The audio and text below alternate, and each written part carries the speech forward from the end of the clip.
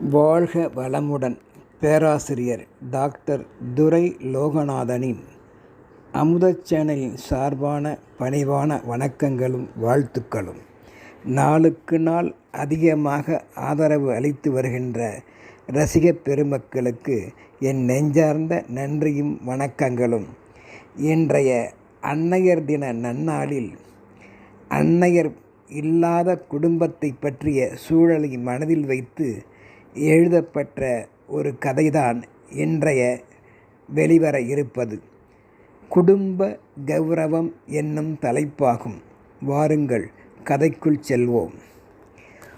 ஒவ்வொரு முறையும் தாயை இழந்த அந்த 14 வயது மதிக்கத்தக்க சிறுவனை நாளும் கண்டு வருகின்றேன். நான் காணும் போதெல்லாம் ஏதாவது ஒரு பிரச்சனையில் அவன் மாட்டிக்கொண்டு தவிப்பதையும் உணர்ந்தேன். பலருக்கு இடையூறு அளிக்கக்கூடிய பலவித சாதனைகளை எல்லாம் அசால்ட்டாக பயமின்றி செய்து முடித்து நண்பர்களிடையே பெருமை தேடிக்கொண்டு கைத்தட்டல்களும் பெற்று வந்தான். அப்படி அவன் என்ன செய்தான்? ஒரு முறை தீபாவளி நாளன்று அணுகுண்டை கொளுத்தினான். அந்த திரி பற்றியதும் அணுகுண்டை மேலே தூக்கி எறிந்து அதன் மீது தன் கைமட்டையால் ஓங்கி அடிக்க அது சிதறி நாலா பக்கமும் பயங்கரமாக வெடித்து சிதறியது. அதை கண்ணுற்ற நான் பயந்தே போனேன். என்ன இப்படி ஒரு அசால்ட்டான விளையாட்டு! எவர் மீதும் பட்டால், வைக்கோல் போர் மற்றும் துணிகளில் பட்டால் என்னாகும் என்று என் மனதில் எண்ணிக்கொண்டேன். மேலும் ஒரு நாள் அந்த 14 வயது மதிக்கத்தக்க ரகுவரன் என்ற சிறுவன் மோட்டார் பைக்களை கற்றுக்கொண்டிருப்பான் போல் தெரிகிறது. அந்த மோட்டார் சைக்கிளில் ஏறிக்கொண்டு அந்த குழந்தைகள் விளையாடும் இடம் கூட என்று பொருட்படுத்தாமல் வேகமாக அவனால் முடிந்தவரை அந்த வண்டியை இயக்கி கொண்டிருந்தான். குழந்தைகள் குறுக்கே வந்துவிடுமோ என்று நான் பயந்து அதிர்ந்து போனேன். ஆனால் அதை பற்றி அவனுக்கெல்லாம் கவலை ஒன்றுமில்லை. அப்படிப்பட்ட கொடூரத்தன்மை உடையவனாக அவன் அன்று என் கண்ணுக்கு தென்பட்டான். காரணம், தாயில்லாமல் வளர்க்கப்பெற்ற நிலை என்று நான் கருதினேன். அவன் எதையும் உணர்ந்து செய்கின்றானா, உணராது செய்கின்றானா எனக்கு ஒன்றும் புரியவில்லை. இளம் கன்று பயமறியாது என்பார்களே, அதுபோல் செயல்படுகின்றானா என்றும் எண்ணத் தோன்றியது. வீட்டில் தற்போது தந்தை உள்ளிட்ட தாயற்ற பிற பெரியவர்கள் இவனை கண்டு கொள்வதில்லையா? எப்பொழுது பார்த்தாலும் சில தேவைகளுக்காக நான் வெளியில் வரும்போதெல்லாம் அப்போதும் இவனது அடாவடி நடவடிக்கைகளை தரிசிக்காமல் என்னால் போக முடியாது. எந்த நிலையை கவனித்தாலும் அவனது நிலை சரியில்லை என்றே உணர்ந்தேன். ஒவ்வொரு நாளும் உடனிருந்த என் போன்றவர்களும் அவனை பற்றி குறையாக எண்ணினர். அவனது அறியா பருவத்தை நினைத்து வருந்தினர். எனக்கும் அதில் மிகுந்த கவலையே. பலமுறை இவன் மற்றவர்களிடம் பேசும்போதும் சரி, பழகும் போதும் சரி, விளையாடும் போதும் சரி, எவ்வித பணிவும் இல்லை. மேலும் அவனது வாய்ப்பையும் வார்த்தைகளையும் சரியான முறையில் பயன்படுத்தவில்லை என்பதையும் அவனது நடவடிக்கைகளை வைத்து நான் கணித்து விட்டேன். அவன் பேச்சில், உரையாடலில் ஆங்கிலம் கலந்த வார்த்தைகளும் அடிக்கடி எழுவதால் ஓரளவு கான்வென்ட்டில் படித்து கொண்டிருப்பவன் என்றும் புரிந்து கொண்டேன். அந்த ஆங்கில வார்த்தைகளுடன் கூடிய அதிகார தோரணையில் மற்றவரை கட்டுப்படுத்துவதையும் உணர்ந்து கொண்டேன். தாயற்ற அவனிடம் சிறந்த வழிகாட்டி இல்லாது போன அவனது நிலையில் அவனிடம் பணிவும் அடக்கமும் இல்லாது போனதே என்றும் கருதினேன். ஒழுக்கமில்ல கல்வியால் யாது பயன் என்றும் நான் நினைத்து வருந்தினேன். மேலும் ஒரு நாள் ரகுவரனை ஒரு சூப்பர் மார்க்கெட்டில் பார்த்தேன்.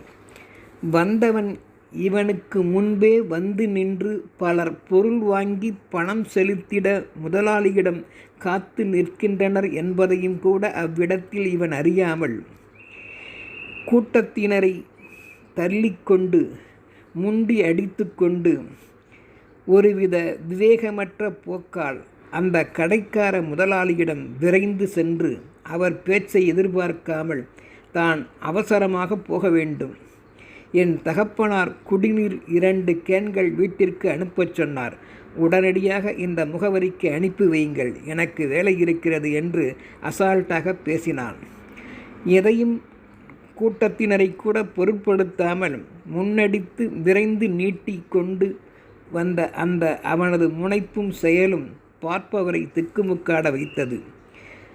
பிறகு முகவரியை பார்த்த அந்த கடைக்கார முதலாளி, தம்பி ரகுவரா, நீங்கள் உங்கள் குடும்பத்தினர் ஏற்கனவே வாங்கிய எம்டி கேன்கள் எங்களிடம் திருப்பி செலுத்தாமல் பல உங்கள் வீட்டிலேயே உள்ளன.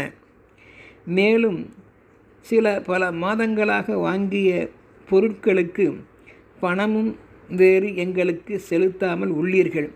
இதையெல்லாம் உன் தகப்பனாரிடம் சொல்லி அசால்ட்டாக இருப்பவரிடம் நினைவூட்டு. உன்னின் தாய் இருந்திருந்தால் இவ்வாறெல்லாம் நடந்திருக்காது. தயவு செய்து எனக்காக உன் தந்தையிடம் சொல்லப்பா.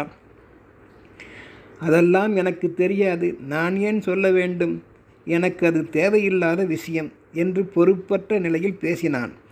எனது தகப்பனாரிடமே கேட்டுக்கொள்ளுங்கோ என்றான். கடைக்கார முதலாளியோ, தம்பி, உங்கள் வீட்டில் தற்போது போன் செய்தாலும் உங்கள் வீட்டினர் யாவரும் எடுப்பதே இல்லை. நின் தாய் இருந்திருந்தால் அவ்வாறு நடந்திருக்குமா? உன் தந்தைதானே இப்போ அங்கே இருப்பவர். அவர் மறந்திருக்கக்கூடும், அல்லது அதை பற்றி நினைவில்லாமல் இருக்கக்கூடும். தயவு செய்து நாங்கள் கூறுவதற்கு முன்பாக நீயே தகப்பன் என்ற முறையில் தெரிவித்து விடப்பா என்று கெஞ்சி கேட்டார். கோபம் கொண்ட ரகுவரன், திரும்ப திரும்ப என்னிடம் சொல்லுகின்றீர்களே, நீங்களே கேட்டுக்கொள்ளுங்கள் என்று தன் பொறுப்பை உணராமல், வீட்டு கௌரவம் பறிபோகிறதே என்பதை கூட உணராமல் கடைக்காரரிடம், நீங்களாச்சி அப்பாவாச்சி, நான் சொல்ல வந்த செய்தியை சொல்லிவிட்டேன் என்று கூறி அலட்சியமாக வெளியேறினான். அப்போது நான் நினைத்தேன், இப்படித்தான் குடும்ப கௌரவம் என்பது பல வழிகளில் பலரால் தங்களுக்கு பாதிக்கப்படுகிறது என்பதை கூட சில குடும்பத்தினர் தங்கள் தேவைகள் நிறைவேறியதுடன் அந்த தேவையை நிறைவேற்றியவருக்கு தான் கொடுக்க வேண்டியதையெல்லாம் கொடுக்காமல் மறந்து போகின்றனரோ என்றும் உணர்ந்தேன். இப்படித்தான் பலர் வாழ்ந்து கொண்டுள்ளார்கள் என்பதையும் நான் அன்று புரிந்து கொண்டேன். இவனது பெற்றோர்கள் போன்ற பல குடும்பத்தினர் இவனைப் போன்ற பாலகனின் வளர்ச்சி போக்கினையும் நேரில் கண்டுகொள்வதில்லையோ என்ற ஐயப்பாடும் எனக்குள் அப்பொழுது தோன்றியது. ஒரு முறை யாரோ ஒரு புதியவர் இப்பையனின் உறவினர் என்று கருதுகிறேன். அப்பொழுது அந்த ரகுவரன் பையனை நோக்கி, தம்பி ரகுவரா, என்னை நினைவிருக்கிறதா? நான் தூரத்து உறவு. பல மாதங்கள் ஆகிவிட்டன உங்கள் வீட்டிற்கு வந்து. தற்போது உன் தகப்பனார் உங்கள் வீட்டில் உள்ளாரா என்று தயவுடன் கேட்டார். கேட்ட கேள்விக்கு முறையாக பதில் சொல்லாமல் விளையாடிக்கொண்டே அசட்டுத்தனமாக கோபம் கொண்டு, ஏன் நீங்கள் போய் எங்கள் வீட்டில் போய் பார்த்துக்க கூடாதா? என்கிட்ட வந்து தான் கேட்கணுமா என்று பதிலடி கொடுத்தானே பார்க்கலாம். வந்த உறவினருக்கு ஏன் இவனிடம் போய் கேட்டுவிட்டோம் என்று தோன்றியது. அந்த நிலை ஆகிவிட்டதை அவரின் முகச்சுளிப்பால் நானும் உணர்ந்து கொண்டேன். என்னால் இவனது பொறுப்பற்ற செயலையும் பதிலையும் நான் அன்றாடம் காணும் நடவடிக்கைகளையும் பார்த்து என்னால் சகித்து கொண்டு தாங்கிக் கொள்ள இருக்க முடியவில்லை. அவனுக்கு புத்தி சொல்லலாமா என்றும் நான் நினைத்தேன். இருந்தாலும் பாறையில் நெல் விளைத்தால் விளையுமா என்ற எண்ணமும் எனக்குள் எழுந்தது. இருந்தாலும் பரவாயில்லை, உழுது பார்ப்போம் அவன் மனது என்று கருதி நானும் அவனிடத்து அப்போது போய் நின்று, தம்பி ரகுவரா, தயவு செய்து நான் கூறுவதை கேளப்பா. உனது தகப்பனார் பற்றித்தானே இந்த உறவினர் கேட்கிறார். பணிவாக நின் தாயைப் போல் பதில் சொன்னால் என்ன? உனது குடும்ப வளர்ப்பு முறையை பற்றி வந்தவர்கள் தவறாக நினைத்து கொள்ள மாட்டார்களா? பணிவு வேண்டாமா என்றேன். அவ்வளவுதான்.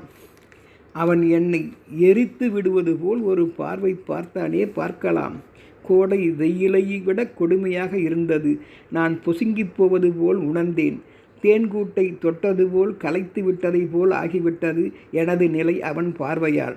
நான் ஒன்றும் பேசாமல் நான் அன்று எனது கௌரவத்தை முதலில் காத்திட அமைதியாக சென்று விட்டேன் என்றுதான் சொல்ல வேண்டும். ரகுவனை போன்றவர்களை மற்றும் அவனது குடும்பத்தினரை போன்றவர்களை யார் சரி செய்வது? குடும்பத்தினர், உறவினர்கள் நினைத்தால் இப்படிப்பட்டவர்களை காத்து நின்று புரிய வைத்தால் பொறுப்பு மிக்கவர்களாக இப்படிப்பட்டவர்கள் மாறுவார்களே என்றும் நான் எண்ணினேன்.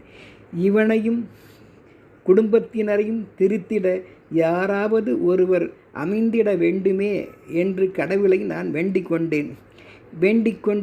அன்று நடைபோட்ட நான் சுவாமி விவேகானந்தர் கூறிய கூற்று ஒன்று என் நினைவுக்கு வந்தது. அது என்ன கூற்று தெரியுமா?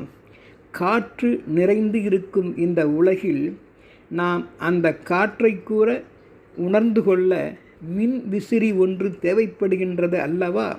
தூண்டல் துலங்களுக்காக அந்த மின்விசிறியைப் போல் இவனுக்கும் நற்பாடம் எடுக்க, இவர் குடும்பத்தினருக்கும் நற்பாடம் எடுக்கப் போகும் நல்லாசிரியர் ஒருவர் விரைவில் அமையட்டும் என்று நான் வேண்டிக்கொண்டேன். இக்கதை வழி நமது குடும்ப கௌரவம் என்பது முதலில் எவராலும் பாதிப்பு அடையக்கூடாது என்றால், பாறைகளில் தங்கள் சொல்வழி ரகுவரன் போன்றவர்களிடம் நெல் விதைக்க நினைத்தால் இயலாத காரியமே. உனக்கு முக்கியத்துவம் கொடுக்காத எவரிடத்தும் நின்று பேசாதே, அங்கும் நிற்காதே. உனது திருத்த விழையும் வார்த்தைகளைக் காட்டிலும் அப்போதைய நினது அமைதி போக்கே உனக்கு மதிப்பை கொடுக்கும் என்பதையே உணர்ந்து செயல்படு. அவரவர்கள் குடும்ப கௌரவம் என்பது மிக முக்கியம். உணர்ந்து வாழ்வோம். இக்கதை பிடித்திருந்தால் அனைவருக்கும் பகிருங்கள். நன்றி, வணக்கம்.